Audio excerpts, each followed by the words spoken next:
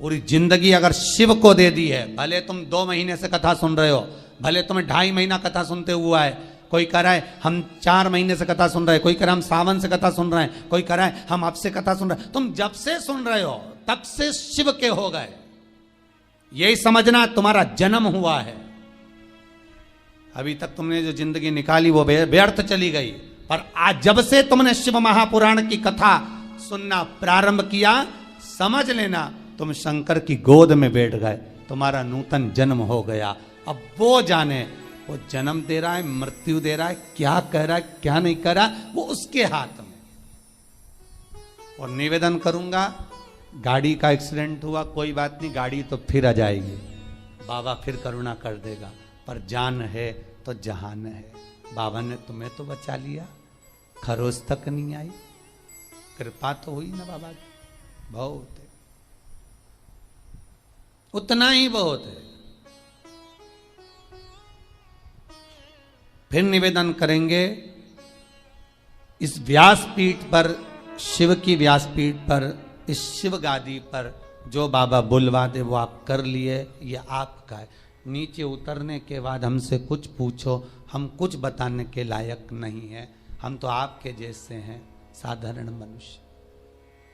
ना हम कोई विद्या जानते हैं, ना हम कोई हम ज्योतिषी जानते हैं, ना हम कोई विद्या हमको नहीं आती। हम तो केवल एक बात जानते हैं कि शंकर हमारा है और हम शंकर के, शिव के सिवा हमारा कुछ नहीं, कुछ नहीं। बाबा ने कृपा करी है, बोलने के लायक बनाया है। हो सकता है बाबा को सबके दुख हरना होगा, इसलिए वाणी से कथा खिलवा रहे हैं, और आप कर रहे हो, सुन रहे हो, और अपनी जिंदगी को संवार रहे हो, अपने जीवन को बना। बस विश्वास रखकर शिव का अनुमोदन करो। पहली मृदा, पहली मिट्टी सूर्य कुंड की, दूसरी संपदा के लिए, धन के लिए, वैभव के लिए। स्कंद पुराण कहती है जहां गौ माता बनती हो, बच्चे को जन्म देती हो, उस स्थान की मिट्टी। तीसरा महाराज गोपी भूमि की मिट्टी, तीसरी मिट्टी है गोपी भूमि। कहां पर है गोपी भूमि? तो कहा जिस भूमि पर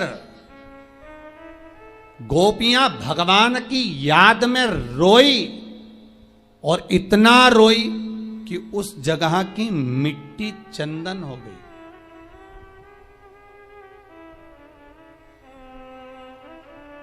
जहां पर गोपियां रोई और उस जगह की मिट्टी चंदन हो गई, वो गोपी भूमि सौराष्ट्र, गुजरात, द्वारका जी से 12 किलोमीटर की दूरी पर भेट द्वारका जाते समय बीच में पड़ता है गोपी तालाब, गोपी भूमि।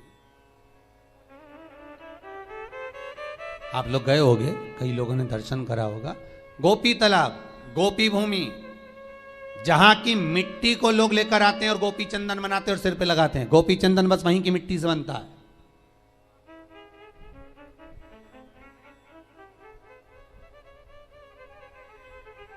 तीसरी मिट्टी, तीसरी मृदा, गोपी भूमि, जिस भूमि पर गोपियां भगवान से मिलने के लिए गई थी और इंतजार करते करते कब द्वारका नाथ आएंगे, कब द्वारकाधीश हमें दिखेंगे, कब ठाकुर हमें दिखेगा।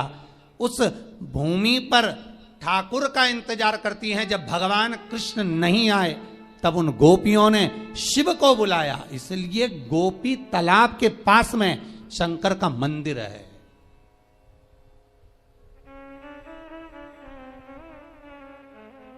गोपीनाथ शिव,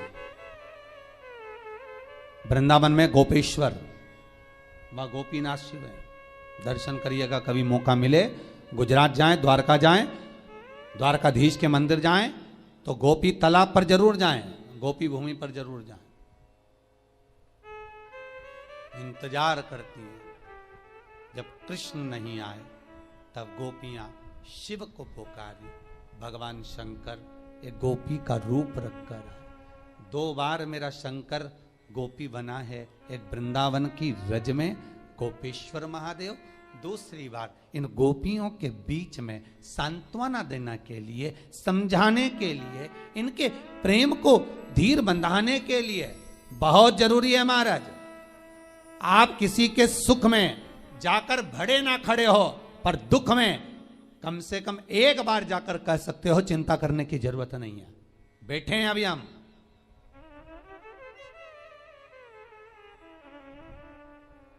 इतना बोल देना अभी आपके लिए बहुत बहुत।